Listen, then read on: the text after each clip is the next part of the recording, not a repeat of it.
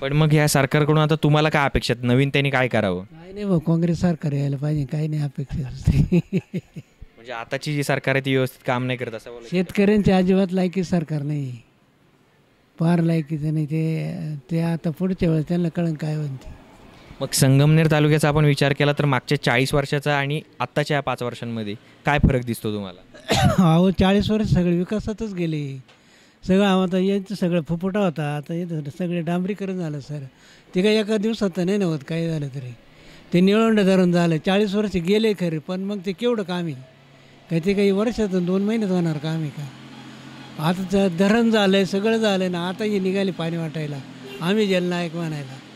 असं झालं हो काय हो. शेतीसाठी जाण्यासाठी रस्ते व लाईटी या सगळ्या सुखसुविधा शेतकऱ्यांना ज्या अडचणी आल्या त्या अडचणी त्यांना सामोरे जाऊन ते बाळासाहेब थोरातांनी काम केलेले आहेत. आता गाई धंदा जो आहे शेतकऱ्यांचा, त्या गाई धंद्यासाठी शेतकऱ्यांना बँकेमध्ये कोणाकडून कर्ज घ्या, म्हणजे जिथं जिथं कर्जाची अडचण आली त्या बाळासाहेब थोरातांनी त्या माध्यमातून त्यांनी सोडवलेले आहेत. आता शिक्षणाच्या बाबतीत तर सगळेच ह्या आंध्रप्रदेशमधून चांगले चांगले उच्च पदावर शिक्षित झालेले आहेत आणि चांगले पदं घेतलेले. त्याच्यामुळं शिक्षणाच्या बाबतीत बाळासाहेब थोरातांचा अग्रेसर आहे. जसं की आता काही गाव आहे आपल्या संगमनेर तालुक्यामध्ये त्या ठिकाणी पाणी नव्हतं, तर पाणी आणण्यासाठी बाळासाहेब थोरातांनी कोणते कार्य केले? अनेक पाणी पुरवठ्याच्या योजना राबवलेल्या त्या ते पाणी पुरवठ्याच्या योजनेमध्ये बाळासाहेब थोरातांचं अनेक म्हणजे चांगल्या पद्धतीनं योगदान आहे. आपल्याबरोबर या गावचे मतदार राजा ज्येष्ठ नागरिक आहेत. दादा तुमचं नाव काय? विष्णू विठ्ठल गोरडे.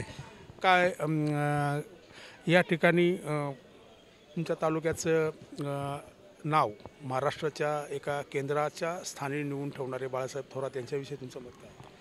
त्यांच्याविषयी आमचं मत चांगलं आहे, त्यांचं कामही चांगलं आहे. पण आम्ही आता काय शेवटी मतदार आहे, मतदाराचं काम मतदानच करत असतो.